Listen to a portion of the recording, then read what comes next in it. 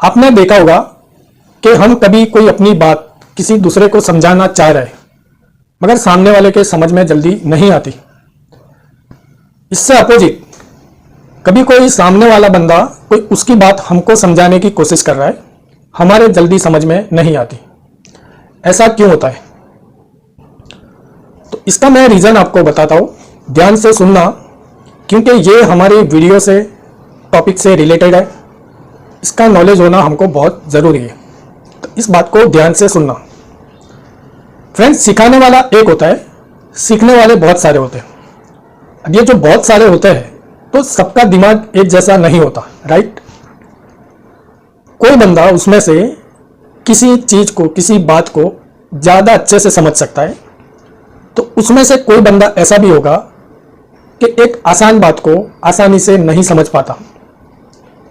किसी का दिमाग ज़्यादा है, किसी का कम है, किसी में अंडरस्टैंडिंग ज़्यादा है, किसी में कम है, किसी का आईक्यू लेवल ज़्यादा है, किसी का कम है। तो इसके हिसाब से हर बंदे का एक अलग अलग लेवल होता है। अभी इधर सिखाने वाला सिर्फ एक ही है, राइट? सीखने वाले बहुत सारे हैं। तो जो बंदा सिखा रहा है या किसी को समझा रहा है, वो जब सामने वाले बंदे को समझाएगा तो उसके लेवल के हिसाब से समझाएगा। उसकी जो अंडरस्टैंडिंग है, वो जो चीज़ को समझ सकता है जिस लेवल पे, तो उस लेवल से वो सामने वाले को समझाएगा। अगर सामने वाले बंदे का लेवल उससे कम है, उससे दिमाग कम है, तो सामने वाले बंदे को उसकी बात समझ में नहीं आएगी। तो यहां पे बैलेंस होना बहुत ज़रूरी है। अगर ये बंदा सामने वाले बंदे के लेवल के हिसाब से, उसके दिमाग के हिसाब से, उसकी अंडरस्टैंडिंग के हिसाब से अगर उसको समझाएगा तो डेफिनेटली इसकी बात उसको समझ में आएगी। तो यहां पे सिखाने वाला एक होता है, सीखने वाले बहुत सारे होते हैं। तो डिपेंड करता है सिखाने वाले पे कि वो किस लेवल पे सिखा रहा है, ताकि ज़्यादा से ज़्यादा लोग को समझ में आ सके। वो जब अपने लेवल से सिखाएगा तो इनमें से कई लोग हैं, इनके समझ में तो आने ही वाला है, मगर कुछ लोग ऐसे हैं जिनके समझ में नहीं आएगा। मेरे हर वीडियो में आपको एक्सपीरियंस मिलेगा और प्रोफेशनल टच मिलेगा। अगर आप मेरा कोई वीडियो 20-25 मिनट का देख रहे हैं तो वो सिर्फ 20-25 मिनट का वीडियो ही नहीं, बल्कि 20-25 साल का उसमें एक्सपीरियंस इंक्लूड होगा। तो ये सारे वीडियोस आपके लिए बहुत ही नॉलेजेबल हो गए। इस बात का ध्यान रखना और हर वीडियो को ध्यान से देखना, ठीक है? तो यहाँ पे फ्रेंड्स हमको एक बैलेंस बना के सीखना है। जिस चीज़ का ध्यान मुझे रखना है वो मैं रखूंगा, जिस चीज़ का ध्यान आपको रखना है वो आप रखोगे, राइट? तो ज़्यादा से ज़्यादा लोग इस चीज़ को समझ पाएंगे, इस कटिंग को समझ पाएंगे, इस सब्जेक्ट को समझ पाएंगे, राइट? तो फ्रेंड्स, आज का जो हमारा वीडियो है उसका सब्जेक्ट भी यही है, इसका टॉपिक भी यही है कि कटिंग समझ में क्यों नहीं आती, कटिंग कॉम्प्लिकेटेड क्यों लगती है। तो फ्रेंड्स, आपका बहुत बहुत स्वागत है ब्लाउज कोर्स के फर्स्ट वीडियो में। अब पहला एक रीज़न तो मैंने आपको बता दिया, दूसरा रीज़न आपको बताता हूँ कटिंग हमको समझ में क्यों नहीं आती। हम जब कटिंग करते हैं तो फ्रेंड्स हमारे पास होता है मेजरमेंट के अकॉर्डिंग हम कटिंग करते हैं। तो उस मेजरमेंट में नंबर्स होते हैं। For example, blouse length 14, shoulder 15, bust 38। तो ये 14, 15, 38 ये नंबर्स है, फिगर्स है, अंक है। तो जहाँ पे नंबर्स होते हैं वहाँ पे गणित होता है, मैथ्स होता है। और जहाँ पे मैथ्स होता है वहाँ कैलकुलेशन होता है, फार्मूला होता है। तो जिस बंदे से आप सीख रहे हैं, सपोज आप मुझसे सीख रहे हैं, मेरे पास हर चीज़ का कैलकुलेशन, फार्मूला होगा तो आपको मेरी कटिंग समझ में आएगी। फॉर एग्जाम्पल, मैं आर्मोल का ड्राफ्टिंग कर रहा हूँ। आर्मोल का मार्किंग मैंने 7 इंच पे लगाया। अभी अगर मैं 7 इंच पे क्यों लगाया, इसका कैलकुलेशन आपको नहीं बताऊंगा, उसका रीजन आपको नहीं बताऊंगा, तो ये चीज़ आपके समझ में नहीं आएगी। इसका मैं रीजन, कैलकुलेशन आपको बताऊंगा तो ही ये चीज़ आप समझ सकते हो, वरना नहीं समझ सकते। आई होप कि आपके समझ में आ रहा होगा कि मैं आपको क्या बताना चाह रहा हूँ। फ्रेंड्स, वीडियो अगर अच्छा लगे लाइक करना मत भूलना। नए हो चैनल पे तो सब्सक्राइब कर लेना। आपको इस चैनल से हर वीडियो नॉलेजेबल, इंफॉर्मेटिव मिलने वाली है। आपका नॉलेज इस चैनल के माध्यम से बढ़ने वाला है। तो सब्सक्राइब करना मत भूलना, वीडियो को लाइक करना मत भूलना। तो फ्रेंड्स यहां पे एक कॉमन सेंस की बात है, एक सिंपल सा लॉजिक है कि आपके पास अगर कैलकुलेशन होगा, आपके पास फार्मूला होगा, तो आप अपनी बात को समझा पाओगे, वरना नहीं समझा पाओगे। दूसरा रीजन, जब हम कोई सब्जेक्ट को सीखते हैं, समझते हैं, तो उस वक्त हमारे दिमाग में, हमारे मन में बहुत सारे सवाल होते हैं और सीखते वक्त और भी सवाल पैदा होते हैं। तो इन सवालों के जवाब जिनसे आप सीख रहे हैं, इसके पास होना जरूरी है। अगर इन सवाल के जवाब आपको नहीं मिले तो आप उसकी बात को नहीं समझ सकते, उसकी कटिंग को नहीं समझ सकते। तो यहां जो सवाल होता है फ्रेंड्स, तो सवाल से हमको बहुत सारी हेल्प मिलती है। सवाल होते हैं तो समझो आगे नॉलेज होता है। जहां आपके मन में सवाल पैदा होता है तो समझो अभी सीखना बाकी है, आगे और भी नॉलेज है। इन्हीं सवाल के जरिए हम सब्जेक्ट के डीप में जाके समझ सकते हैं, सब्जेक्ट को अच्छे से समझ सकते हैं, कंप्लीट समझ सकते हैं। तो सवाल का भी बहुत बड़ा रोल होता है। इन सवाल का क्या रोल होता है, कैसे ये हमारा नॉलेज इंक्रीज करता है, कैसे हमको पता चलता है कि आगे हमको और क्या सीखना है, तो इसको मैं आसानी से आपको एक प्रैक्टिकल एग्जांपल देके वीडियो के लास्ट में समझाऊंगा, जिसमें आपको कंप्लीट समझ में आ जाएगा कि एक्चुअली मैं आपको क्या बताना चाह रहा हूं। ये वीडियो का मेन पर्पस क्या है, सीखना सिखाना किसे कहता है, राइट। तो वीडियो को स्किप नहीं करना, देखते रहना। अभी फ्रेंड्स जब सवाल की बात चली है तो कुछ सवाल नेगेटिव भी होते हैं। फॉर एग्जाम्पल मेरा सेकंड वीडियो मेजरमेंट पे आएगा, तो उस टाइम एज अ ऑब्जेक्ट में डमी का इस्तेमाल करूंगा, डमी पे मेजरमेंट लेके आपको बताऊंगा। तो उस वक्त आपके मन में ये सवाल जरूर आएगा कि मास्टर जी डमी पे मेजरमेंट क्यों ले रहे हो, बॉडी पे मेजरमेंट लेके बताओ, क्योंकि बॉडी में डमी में फर्क होता है। नो डाउट आपका सवाल सही है, मगर इसका जवाब यह है कि अगर बॉडी में डमी में फर्क होता है तो बॉडी में भी फर्क होता है। सबका बॉडी स्ट्रक्चर एक जैसा नहीं होता है और 90% प्रॉब्लम जो होता है बॉडी स्ट्रक्चर की वजह से आता है। हम लोग जो कैलकुलेशन, फार्मूला, कटिंग मेथड सीखते हैं वो एक नॉर्मल रेगुलर बॉडी के हिसाब से सीखते हैं, मगर सबका जो बॉडी अलग अलग होता है।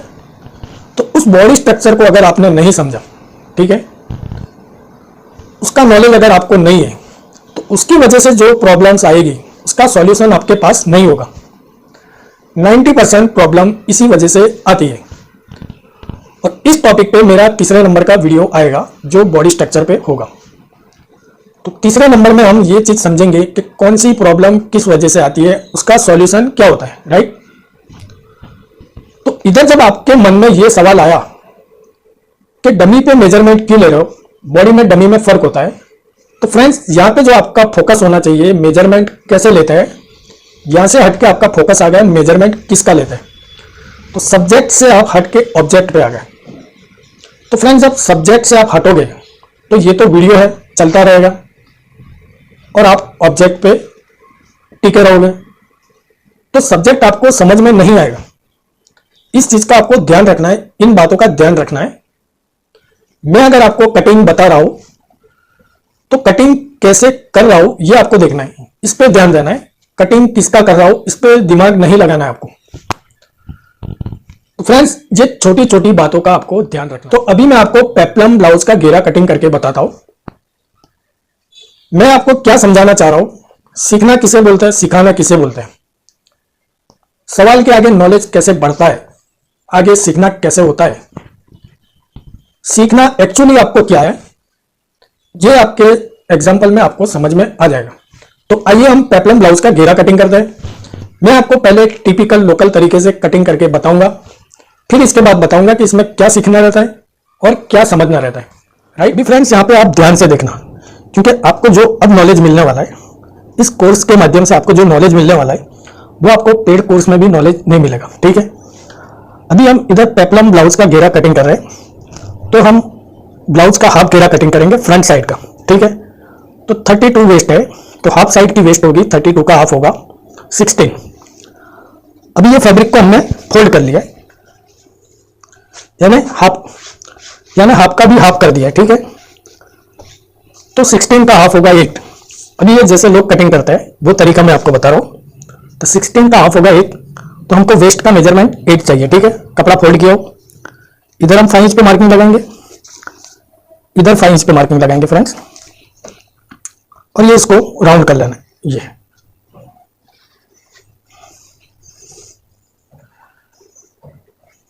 ठीक है।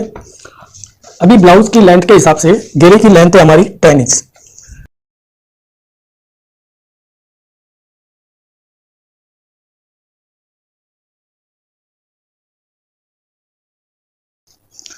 ठीक है, अभी हम इसको कटिंग कर लेंगे।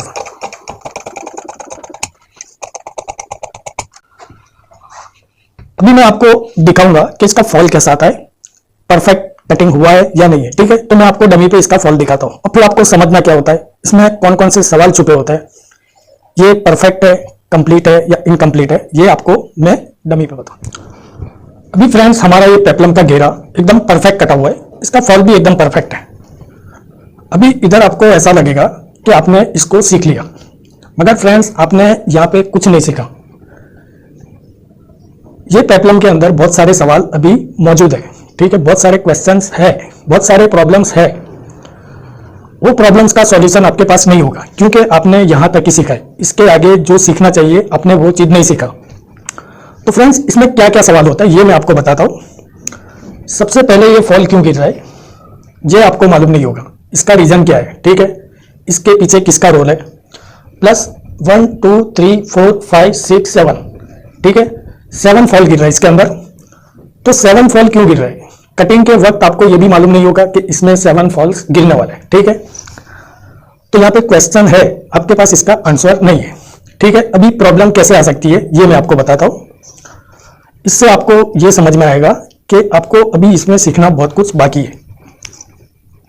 सपोज फ्रेंड्स किसी क्लाइंट को ये पेप्लम आपका पसंद आया, उसको इसी तरह का पेप्लम आपसे सिलवाना है। ठीक है, मगर इसको घेरे में ये 7 फॉल आ रहा है। ठीक है, इसको 7 फॉल नहीं चाहिए, 4 ही फॉल चाहिए। तो आप क्या करोगे, क्योंकि ये फॉल क्यों गिर रहा है उसका रीजन मालूम नहीं है, कितना गिरने वाला है इसका रीजन मालूम नहीं है, तो 4 फॉल आप कैसे क्रिएट करोगे। क्लाइंट को अगर 3 फॉल चाहिए, क्लाइंट को अगर ये फॉल बड़ा चाहिए या तो कम चाहिए, तो क्या करोगे आप फ्रेंड्स। तो ये सवालों का आपके पास जवाब नहीं होगा, इस प्रॉब्लम का आपके पास सॉल्यूशंस नहीं होगा फ्रेंड्स। कोई चीज कंप्लीट हमको दिखती है मगर वो कंप्लीट नहीं होती है फ्रेंड्स। तो अगर 3 फॉल अगर क्लाइंट को चाहिए तो उसका कटिंग कैसे होगा, 4 फॉल चाहिए तो उसका कटिंग कैसे होगा। तो इसके लिए फॉल क्यों गिरता है, इसका रीजन क्या है, इसके पीछे किसका रोल है, ये हमको समझना पड़ेगा। तो अभी मैं आपको मेरे तरीके से पेप्लम का कटिंग सिखाता हूं। ठीक है, तो चलिए हम 3 फॉल वाला और 4 फॉल वाला पेप्लम का घेरा कटिंग करते हैं। तो फ्रेंड्स अभी जो आपने देखा कि जो फॉल गिर रहा था कितना गिर रहा था, ये शेप के ऊपर डिपेंड करता है फ्रेंड्स। ये शेप डिसाइड करता है कि फॉल कैसा गिरने वाला है, कितना गिरने वाला है। ठीक है, तो ये शेप को हमको क्रिएट करना पड़ता है फॉल के हिसाब से। तो वो कैसे होता है ये मैं आपको बताता हूं। फ्रेंड्स ये जो है मैंने मेजरमेंट के हिसाब से हाफ घेरे का कटिंग किया हूं। ठीक है, यहाँ पे बीच में कट लगाया हूं, ये सेंटर है हमारा, क्योंकि हम घेरा जो फैब्रिक को फोल्ड करके कटिंग करने वाले हाफ का हाफ यानी कि टोटल का 1/4। ठीक है, तो हम इसका एक पार्ट लेंगे, ये तो ये ऊपर का मेजरमेंट है। ठीक है, और ये नीचे का मेजरमेंट है, जितना मेजरमेंट है इतना ही मैंने कटिंग किया हो, इसमें कोई फॉल नहीं है। ठीक है फ्रेंड्स, तो इसका फॉल हम क्रिएट करेंगे। तो हम सबसे पहले 4 फॉल क्रिएट करेंगे इसमें। ठीक है, तो हम 2 मार्किंग लगा लेंगे। ठीक है, 2 फॉल हमारा ये हो गया, 2 फॉल नीचे की साइड में, यानी कि हाफ घेरे में टोटल 4 फॉल हमारे क्रिएट हो गए। तो इसके लिए फ्रेंड्स हम यहां पे कट लगाएंगे।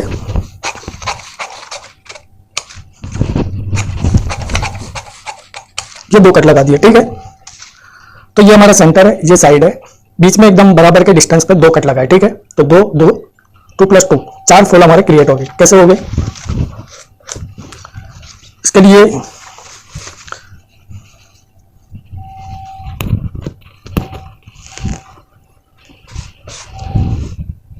लिए मैंने ये फैब्रिक लिया हो फ्रेंड्स, इसको फोल्ड कर लिया हो। ठीक है, तो ये फोल्ड वाली साइड हमारी सेंटर है,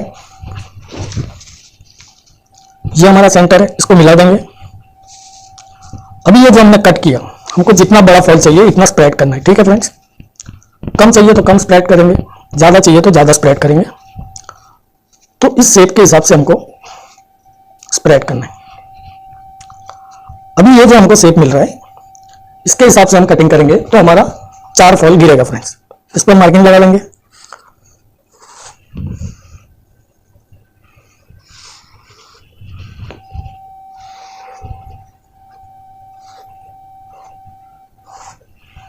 ठीक है फ्रेंड्स, इसको अब हम कटिंग कर लेंगे।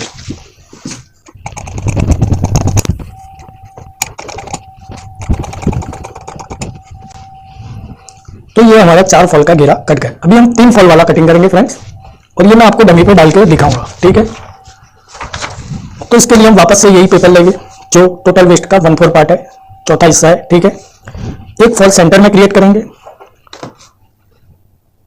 और एक कट हम इधर लगाएंगे, यानी कि इधर हमारा 2 फॉल क्रिएट होगा, एक ये साइड में एक नीचे की साइड में। तो 2 प्लस ये सेंटर का एक, टोटल 3 फॉल हो गए। तो इसको हमको कटिंग कर लेना है, ऐसे बीच में से कट लगा देना है।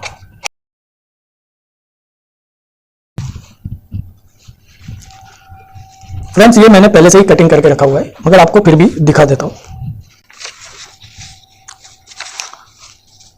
तो ये हमारा सेंटर है,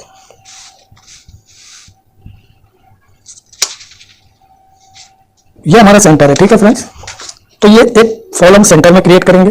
ठीक है, इस तरह से, और एक फॉल हम इधर क्रिएट करेंगे। ठीक है, तो ये हमारा 3 फॉल हो जाएगा फ्रेंड्स।